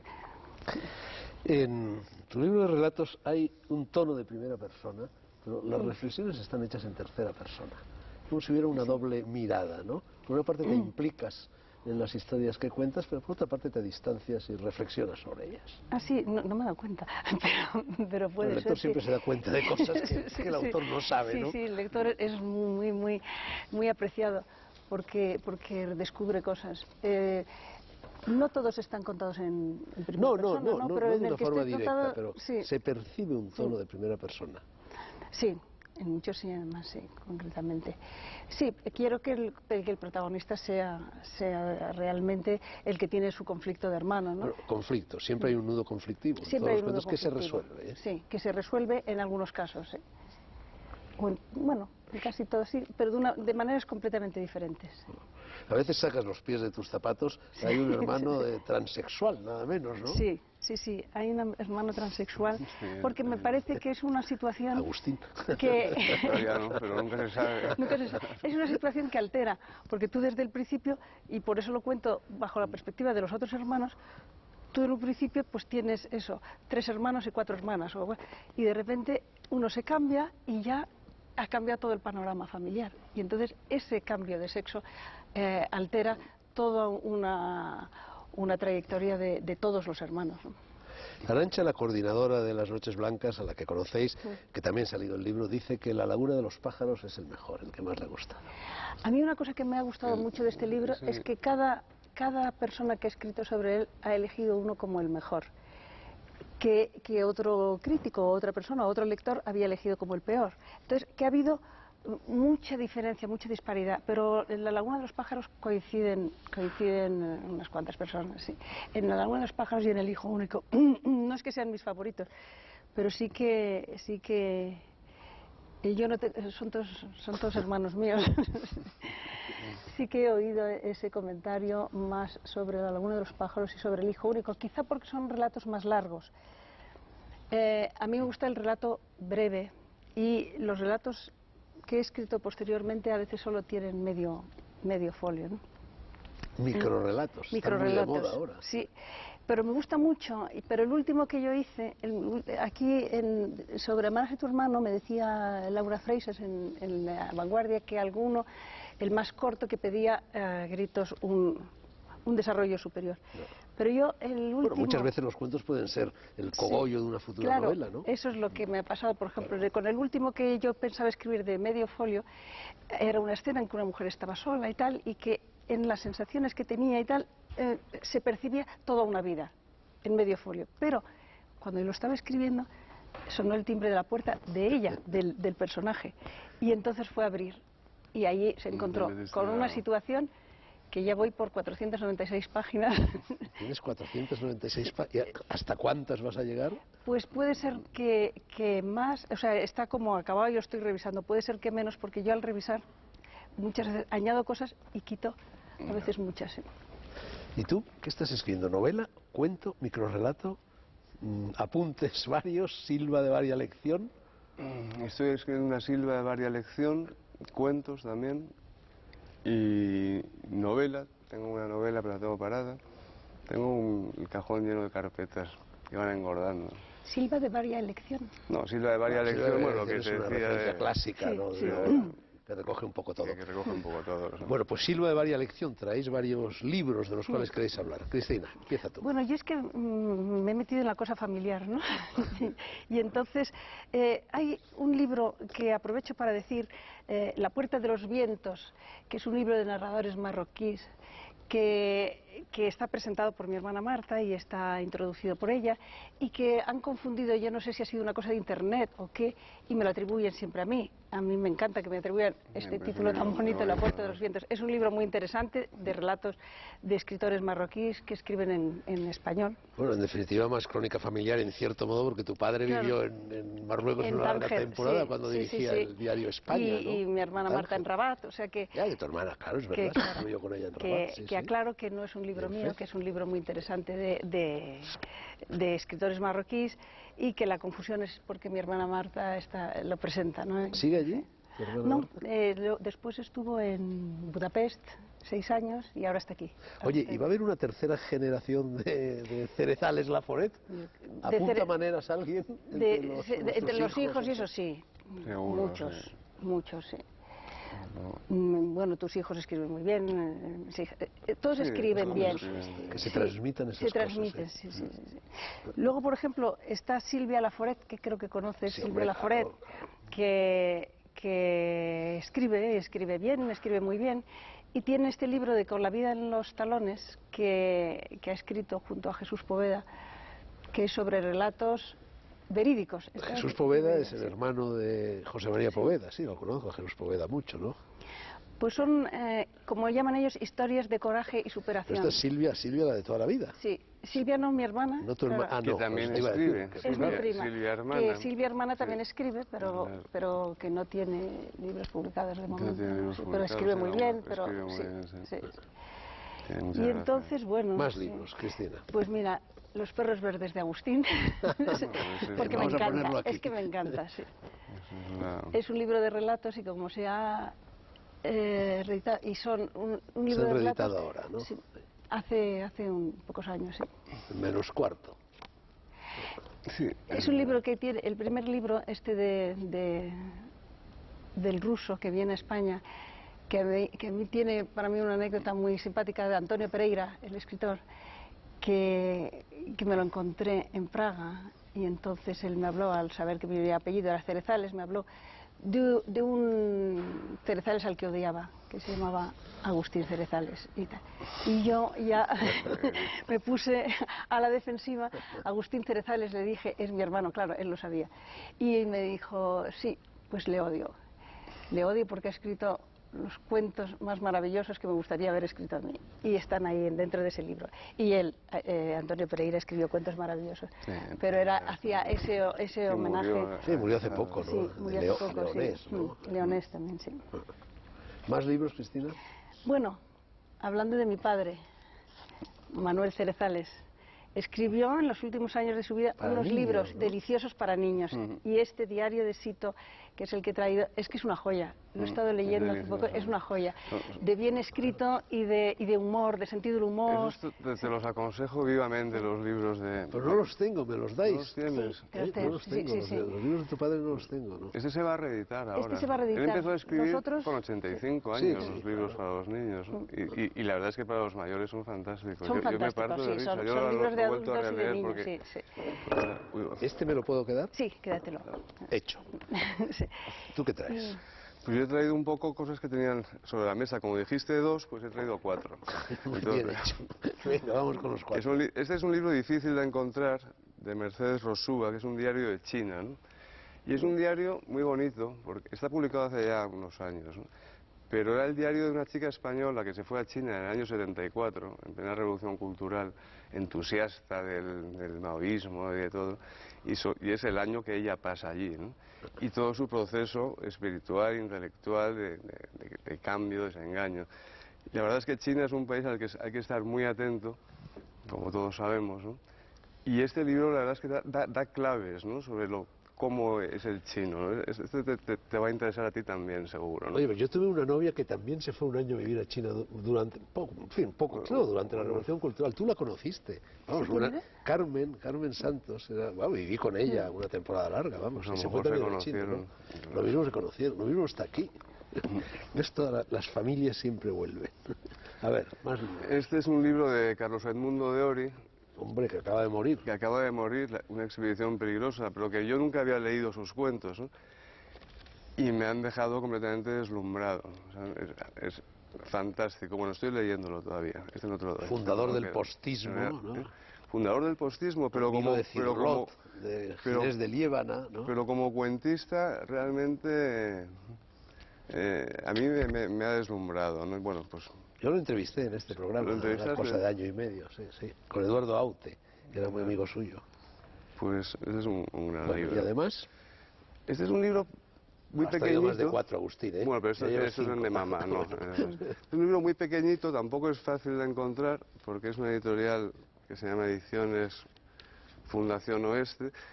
De esos que te llegan de una forma un poco rara, pero que lo he leído, y el título en principio no me gustaba mucho, ni me apetecía leerlo, Biopoética de la Infancia, ¿no? Sin embargo, una vez que lo lees, es de una gran belleza, porque es un señor mayor, creo, yo no conozco al autor, exiliado hace muchos años, que recuerda su infancia en España, en un pueblo de Extremadura, pues, después de la guerra, ¿no? Y tiene la virtud de que sus recuerdos te traen la pureza, esos momentos de la infancia de grandes descubrimientos, de cosas muy sencillas, ¿no?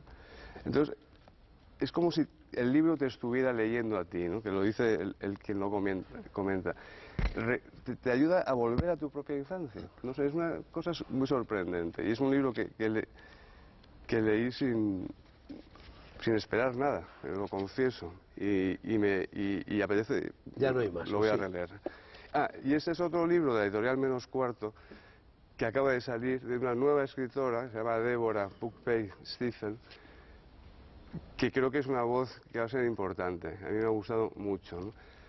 Y hablando de la fuerza de la sangre, de las transmisiones, en este libro hay una cosa, explica muy bien el proceso, cómo un daño moral o cómo puede pasar a través de las generaciones, pero no ya por la fuerza de la sangre de los genes, sino por la plasticidad de los rostros. Es una cosa curiosísima. Cómo en un rostro, en un gesto, se puede condensar un episodio terrible y ese episodio ir atravesando generaciones y creando conflictos graves y hasta enfermedades. Bueno, estoy exagerando, si me viera la autora diría, oye Agustín, ¿qué libro has leído? ¿No? Pero no, es de una sensibilidad, consigue realmente...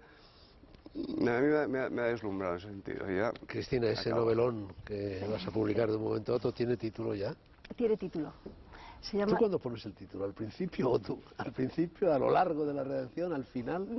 Cuando empiezo a ver ya de qué va la cosa, porque muchas veces empiezo a escribir sin saber, como en este caso, exactamente de qué iba. Bueno, ¿y qué título tiene? Se llama Doña Flor y el marmolista.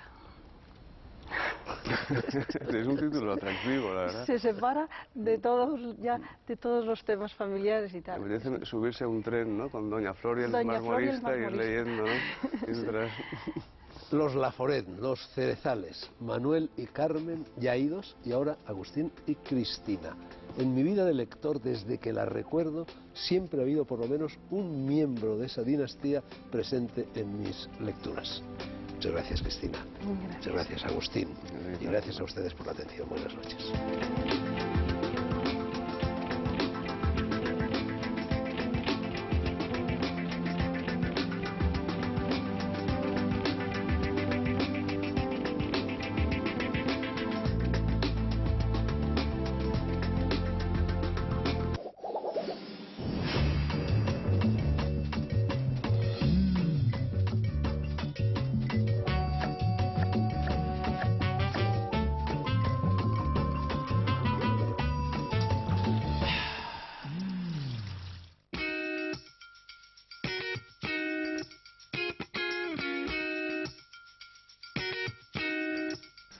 Hola amigos y bienvenidos a Saborea Madrid, un nuevo programa con el que vamos a descubrir la riqueza gastronómica de nuestra comunidad. Yo ya sé que conocéis un montón de productos deliciosos.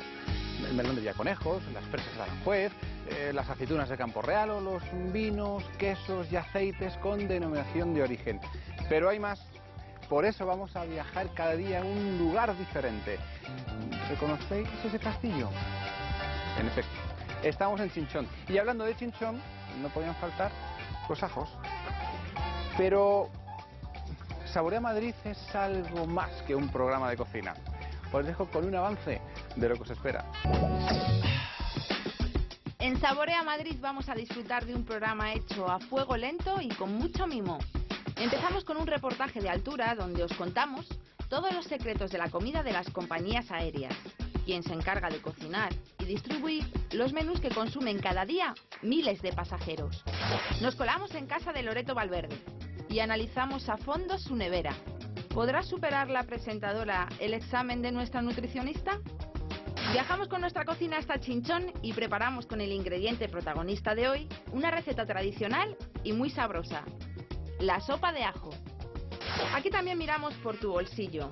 Por eso cogemos el carrito y te enseñamos la forma de ahorrar a la hora de comprar pescado. Y para terminar con un buen sabor de boca, descubrimos cómo se fabrica el licor más famoso de nuestra comunidad: el anís. Salud y buenos alimentos. Pero todo esto lo vais a ver más adelante. Eso es un avión. ¿Qué estarán comiendo?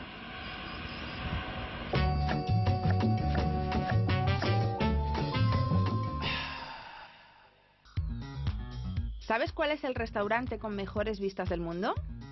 Se encuentra en Madrid y nos ofrece una gran variedad de menús de altura. Es Gate Gourmet, la empresa encargada de servirnos la comida en pleno vuelo. Gate Gourmet es hoy por hoy lo que consideramos que es la mayor cocina del mundo, con la peculiaridad de que, a diferencia de las normales, no servimos en mesa ni en restaurantes, servimos a muchos miles de metros de altura. En total preparamos 25.000 comidas diarias. Desde Madrid salen vuelos para casi todas las partes del mundo. Por ese motivo, en los fogones de Gate Gourmet se preparan las comidas más variopintas. Para cada tipo de pasajero tenemos unos menús especiales que son, por ejemplo, para hindúes, vegetarianos, asiáticos, mahometanos, cada uno es diferente. Estoy preparando compañía tailandés. Aquí lleva pimiento amarillo, pastón, champiñón salteado, cubito de calabacín, tatareta de cachofa y albóndiga de pollo.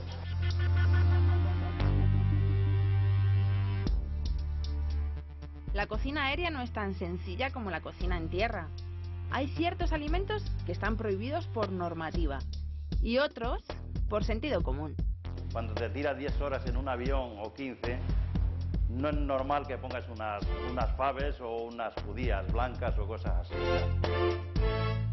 Una vez cocinado el alimento, comienza una carrera contrarreloj por cadenas de montaje y pasillos de refrigeración, hasta que por fin la comida se descarga en una flota de vehículos especializados. Un avión no tiene cocina, lo que tiene es un pequeño horno. Lo más único que puede hacer es recalentar en un pequeño punto la comida que subes. Y entre que la preparamos, la llevamos al camión, el avión despega y te la comes, pues pasan unas horas. Eso implica que tengo que utilizar ciertas tecnologías para asegurar que la calidad y el sabor se mantiene al cabo de esas horas.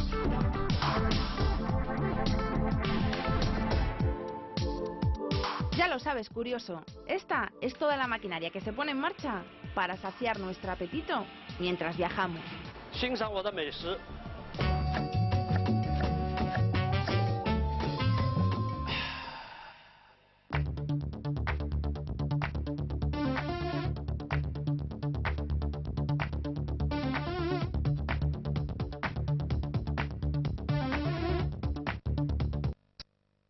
Un cocinero, sus trucos de cocina. Aquí en Saborea Madrid yo voy a compartir con vosotros los que sé. De esta manera os vais a convertir en los reyes de la cocina con vuestros amigos y familiares, seguro. El primero que se me ocurre es acerca de las berenjenas. Seguro que habéis comido en alguna ocasión berenjenas que amargan ligeramente. Fácil. Berenjenas, las cortáis en rodajas no demasiado anchas, como de medio centímetro o 1 centímetro como mucho.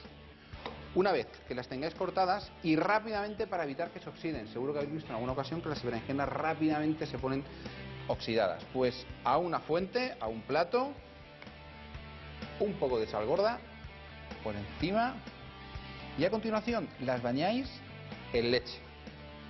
Estas que tengo aquí llevan unos 40 minutos. Al cabo de ese tiempo, fijaros qué color ha cogido la leche. Las berenjenas siguen estando blancas, no se han oxidado. Y veis que van soltando un líquido oscuro que es donde está el amargor.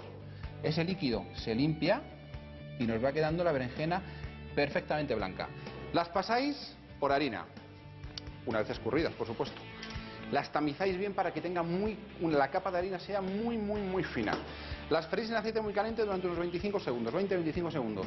Tendréis unas berenjenas dulces, sin amargor, bien fritas, con muy poca cantidad de grasa. Una delicia. Apuntar ese truco, que vais a empezar a triunfar entre los amigos.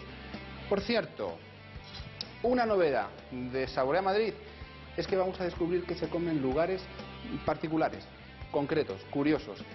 Cristina Jiménez, nuestra colaboradora, nos va a ayudar a enseñárnoslo. ¿Queréis verlos? Ahí están.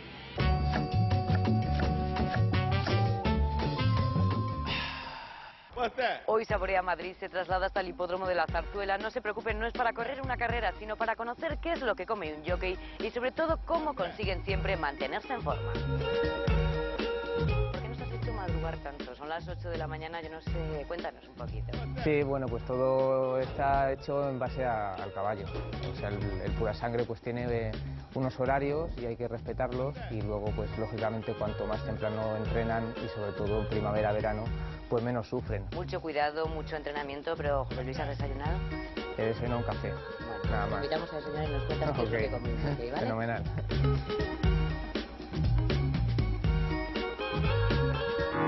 Por fin ya estamos desayunando, ¿verdad? Después de tanto esfuerzo físico. Y yo creo que lo más interesante es conocer, pues, cuántas veces come al día un jockey. Y sobre todo, pues, explicar por qué pasta, por qué bollería, por qué cereales. Podemos comer todo esto que vemos aquí, pero no a la vez. Entonces hay que repartirlo muy bien.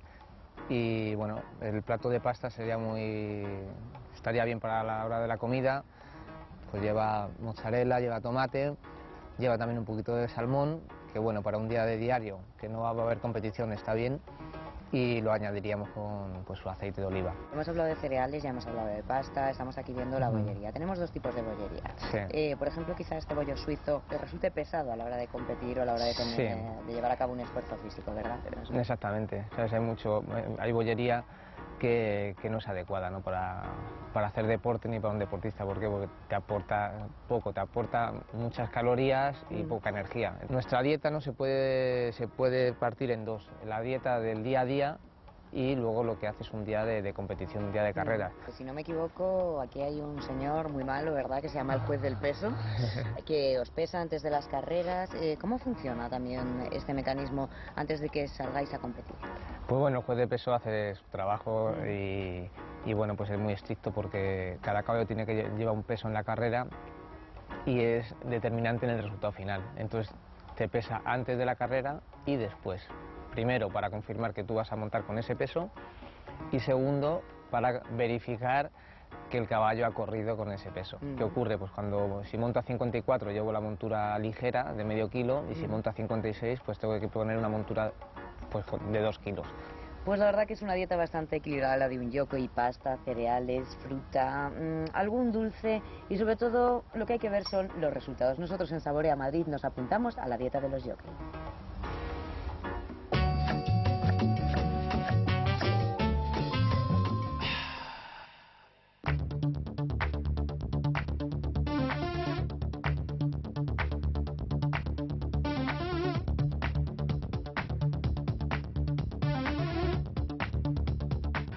La cuesta de septiembre, la vuelta al cole, la dichosa hipoteca y encima las cestas de la compra por las nubes.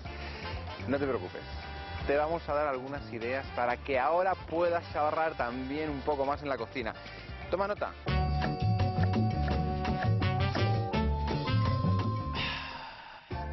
Compra con la cabeza y no con el estómago. Si lo haces con hambre, comprarás más de lo necesario. En segundo lugar, aprovecha los productos de temporada.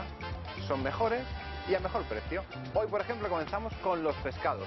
Vamos a ver.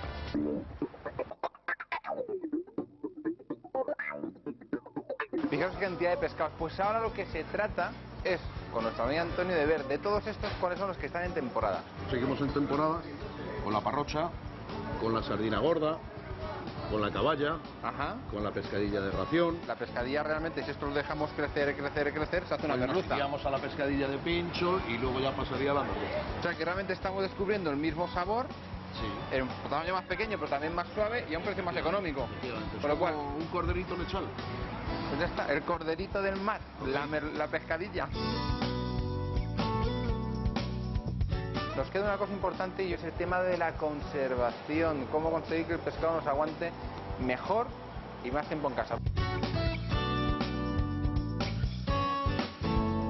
A congelarlo a menos de 20 grados bajo cero. Sobre 20 grados bajo cero. Y puede ser menos. Y tenerlo en el frigorífico entre 0 y 4. 0 y 5 grados. Tal cual como me lo das tú. Tal cual está envuelto. Es como y así listo. Antonio, muchísimas gracias por ayudarnos a ahorrar también a la hora de comprar. Encantado. Seguimos.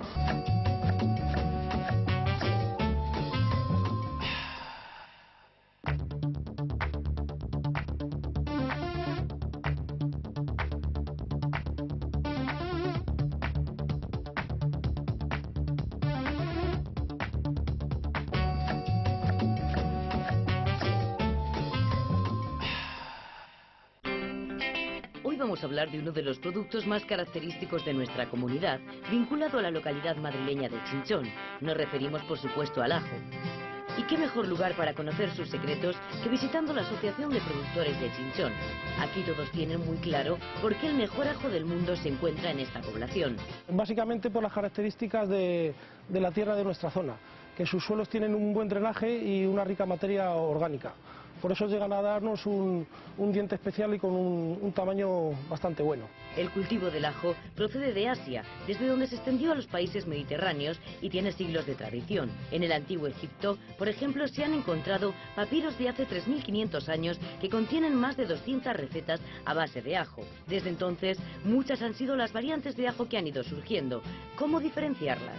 Tenemos tres tipos diferentes de ajo: el ajo rojo o rosado, el ajo blanco y el ajo fino. El ajo fino es el típico y tradicional de Chinchón, que se caracteriza porque tiene el diente más estrecho y alargado, y es el que utilizamos en nuestras cocinas de Chinchón y en nuestros restaurantes. Otro producto característico de Chinchón es el ajete. Es el ajo que se recoge antes de su maduración, es un ajo más temprano. A diferencia del ajo, es que se recoge a mano en vez de con maquinaria. Y este tipo de ajo es el ideal para realizar tortillas y revueltos. La siembra del ajo se realiza en otoño y la recolección en el mes de mayo y junio. El 90% del cultivo se concentra en los municipios de Chinchón, Morata de Tajuña o Colmenar de Oreja, y la producción total supera las 5.000 toneladas. José Luis Higueras es uno de los agricultores que más años ha dedicado a sembrar ajos y nos explica las diferencias entre el cultivo tradicional y el actual. En Chinchón hace 20-25 años plantábamos toda la cosecha de ajo, la plantábamos a mano. Entonces a mano procurábamos que todo este tallo, que es donde germina, pues para que saliera derecho y germinara con fuerza. Y esto se plantaba entre 6-8 centímetros de distancia uno con el otro. Pero los tiempos han cambiado. Ahora se emplea maquinaria para obtener la mejor cosecha. Para obtener ajos como estos, primero tenemos que hacer barbecho, abonar el barbecho, y luego una vez abonado, pues sacamos de las mejores cabezas esta semilla. Y esta semilla es la que plantamos y lo tratamos para que esté libre de hongos y germine con mayor fuerza. El ajo tiene unas propiedades medicinales muy variadas. Incrementa las defensas del organismo, reduce la presión arterial y el colesterol. También baja los niveles de azúcar en la sangre y actúa como antiinflamatorio. Sus usos en la cocina son muy variados. Todo es cuestión de ser imaginativos, porque el ajo es un producto ideal para todo tipo de guisos.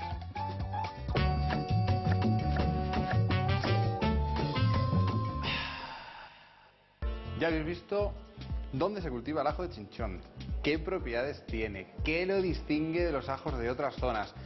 Vamos a ver cómo podemos hacer platos con él. Y fijaos, a mí se me ocurre que estando en Chinchón, estando en un sitio tan maravilloso como este, ¿por qué no hacemos unas sopas de ajo? Fijaros, las sopas de ajo es uno de los platos quizás más, o de los platos más asociados a la tradición popular. Platos donde además, fijaros, se identificaba perfectamente la capacidad económica de cada familia, porque la base era el ajo, pan y caldo. Que una familia era pudiente, jamoncito. Que podía un poco más, huevo. Hoy, como estamos de lujo, vamos a hacerlo como si tuviéramos dinero.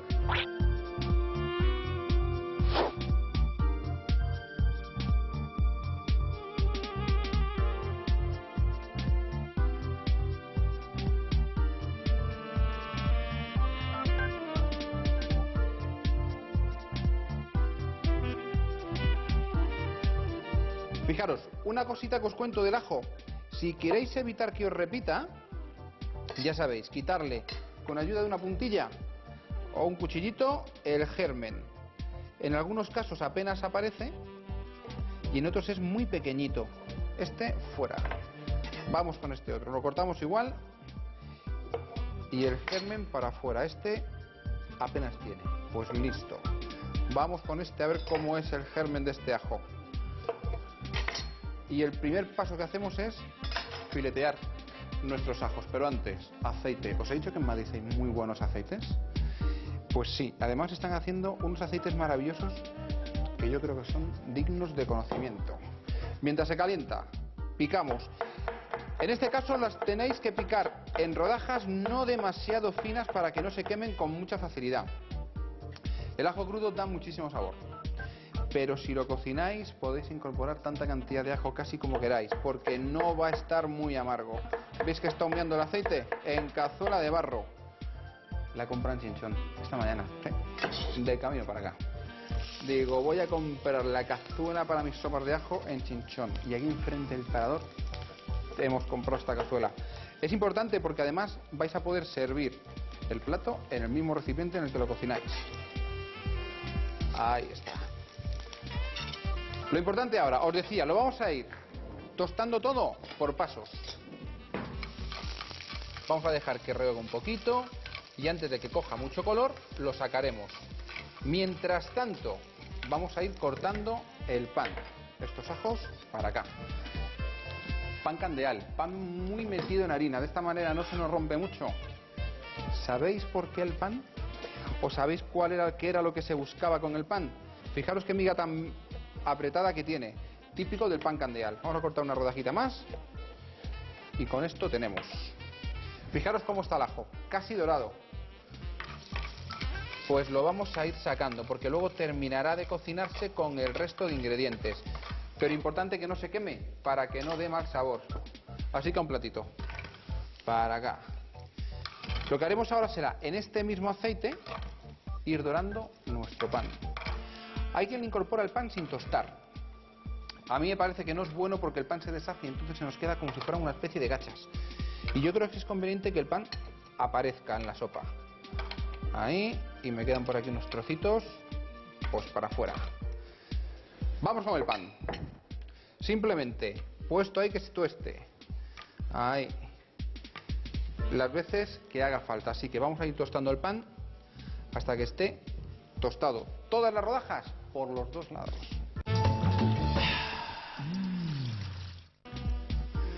Aquí vamos con nuestra segunda tanda de pan. Que se tueste bien, os repito, si no se os va a quedar las sopas hechas una papilla. Y lo interesante de esta sopa, y os contaba antes, es que la textura del pan se note. Por eso es importante tostarlo, que esté un poquito más entero, como intentando parecer que fuera carne. Por cierto, le vamos a echar también, os decía antes que se jugaba a que el pan fuera la carne y se utilizaba el pimentón para darle el saborcito ese y el color rojo de la carne. Nosotros lo utilizaremos también, pero simplemente porque nos encanta el pimentón. Ahí. Tostadito. Vamos a hacer dos cosas ahora.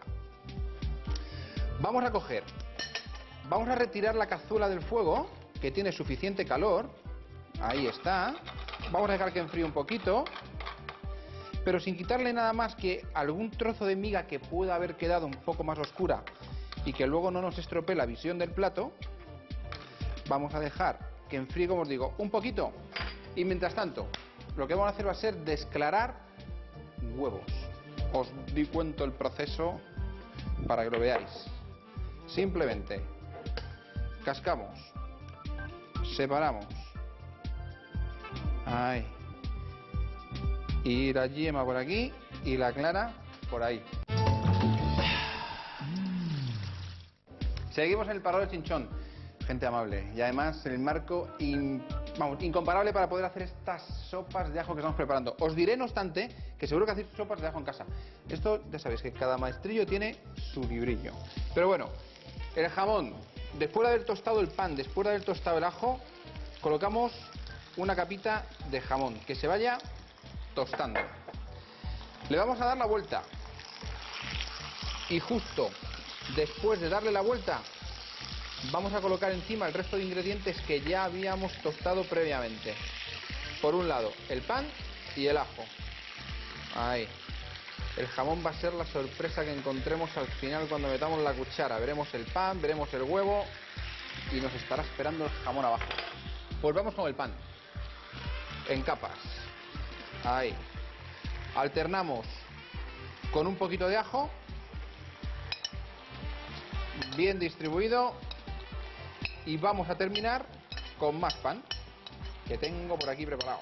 Este que tenía por aquí. Otra capita de pan. Ahí.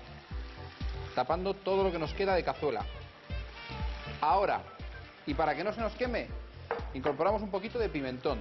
Ya sabéis, al final, una cucharadita que nos dé color a todo el guiso. Y ahora mismo, el caldo. Esta es mi propuesta, probar en casa varias y la que más os guste, adelante con ella. Ahí, justo hasta cubrir, un poquito, nada más. Mientras tanto, ¿os acordáis que teníamos las claras ligeramente batidas? Vamos con un poquito de sal. La sal lo que va a hacer va a ser licuar la clara, se nos va a quedar un poquito más líquida y la vamos a echar en forma de hilo sobre la sopa.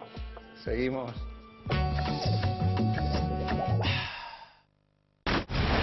Esa gente no se anda con bromas. Sabemos más de ella que ella misma. ¿No podemos fiarnos de la policía? Solo me fío de los polis que conozco. William Baldwin. Los que la buscan son profesionales. Cindy Crawford. Sería una vergüenza que me matara una aficionada. Salma Hayek. Averiguaré quién quiere matarla. La protege un poli y es muy bueno. Cata Legal. El jueves por la noche aquí, en Telemadrid.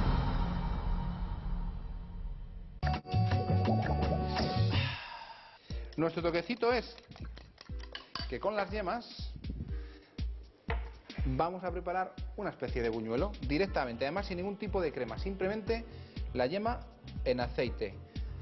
Ahí lo veis. Subimos un poquito de temperatura y que se nos vayan friendo. Y esas las colocaremos de decoración. El plato de toda la vida, no me digáis que no. Ahí está. Esto, recogido por acá. Y fuera. Por cierto, ¿sabéis una cosa? Que es interesante de esto. Las sopas de ajo, si las coméis un poquito asentadas, mejor. Es decir, que reposen 10 minutitos. Todos los sabores se van a mezclar y os van a quedar de lujo. Fijaros cómo está el caldo empezando a hervir. Por cierto, no os he contado nada del caldo. Caldo de sobre de cocido, maravilloso.